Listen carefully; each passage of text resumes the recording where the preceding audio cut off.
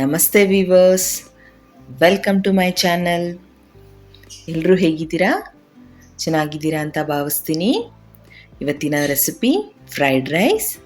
ಬನ್ನಿ ಹೇಗೆ ಮಾಡೋದು ಅಂತ ನೋಡೋಣ. ಮೊದಲಿಗೆ ತರಕಾರಿಗಳನ್ನು ಸಣ್ಣದಾಗಿ ಹಚ್ಚಿಟ್ಕೊಳ್ಳಿ. ನಿಮ್ಗೆ ಯಾವ್ದು ಬೇಕು ತರಕಾರಿಗಳನ್ನು: ಕೊತ್ತಂಬರಿ, ಹಸಿಮೆಣಸಿನ್ಕಾಯಿ, ಮೆಣಸಿನ ಪುಡಿ, ಗರಂ ಮಸಾಲ, ಉಪ್ಪು, ಶುಂಠಿ ಬೆಳ್ಳುಳ್ಳಿ paste, tomato ketchup, chilli sauce.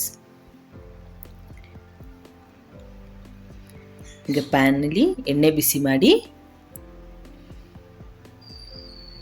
ಅದಕ್ಕೆ ಈರುಳ್ಳಿ, ಹಸಿಮೆಣಸಿನ್ಕಾಯಿ, ಶುಂಠಿ ಬೆಳ್ಳುಳ್ಳಿ ಪೇಸ್ಟ್ ಹಾಕ್ಕೊಳ್ಳಿ. ಕೆಂಪಗಾಗೋವರೆಗೂ ಹುರ್ಕೊಳ್ಳಿ. ಅದಕ್ಕೆ ಬಟಾಣಿ ಹಾಕಿ ಲಿಡ್ಡನ್ನು ಮುಚ್ಚಿ ಸ್ವಲ್ಪ ಹೊತ್ತು ಬೇಯಿಸ್ಕೊಳ್ಳಿ.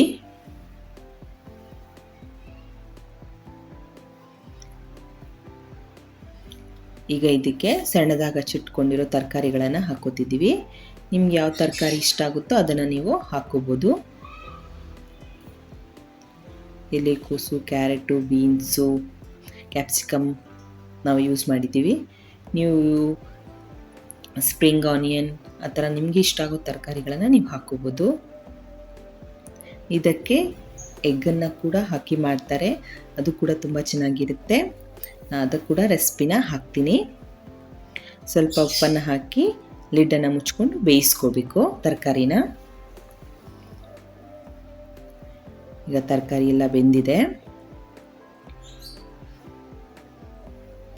ಇದಕ್ಕೆ ನಾವು ಸಾಸ್ಗಳನ್ನು ಆ್ಯಡ್ ಮಾಡ್ಕೊಳ್ಳೋಣ. ಮತ್ತು ಮಸಾಲೆನ ಗರಂ ಮಸಾಲ, ಪೆಪ್ಪರ್,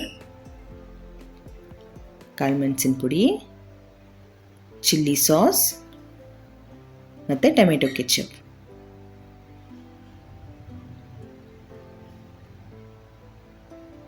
ಎಲ್ಲನೂ ಹಾಕಿ ಚೆನ್ನಾಗಿ ಮಿಕ್ಸ್ ಮಾಡ್ಕೊಳ್ಳಿ.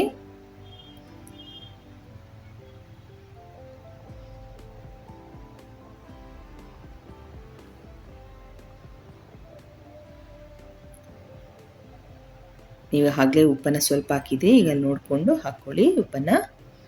ಈಗ ಬಿಸಿ ಅನ್ನವನ್ನು ಹಾಕ್ಕೊಂಡು ಮಿಕ್ಸ್ ಮಾಡಿದ್ರೆ ಫ್ರೈಡ್ ರೈಸ್ ರೆಡಿ.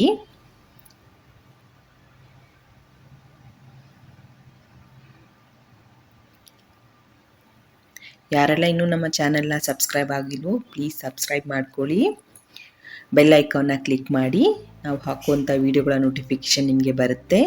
ನೀವು ಮಿಸ್ ಮಾಡದೆ ವೀಡಿಯೋಸ್ನ ನೋಡ್ಬೋದು. ಈಗ ಇದಕ್ಕೆ ಅರ್ಧ ನಿಂಬೆಹಣ್ಣಿನ ಸ್ವಲ್ಪ ರಸವನ್ನು ಹಾಕ್ಕೊಳ್ಳಿ. ಅದಕ್ಕೆ ಕೊತ್ತಂಬರಿ ಸೊಪ್ಪು ಹಾಕಿದ್ರೆ ಫ್ರೈಡ್ ರೈಸ್ ರೆಡಿ.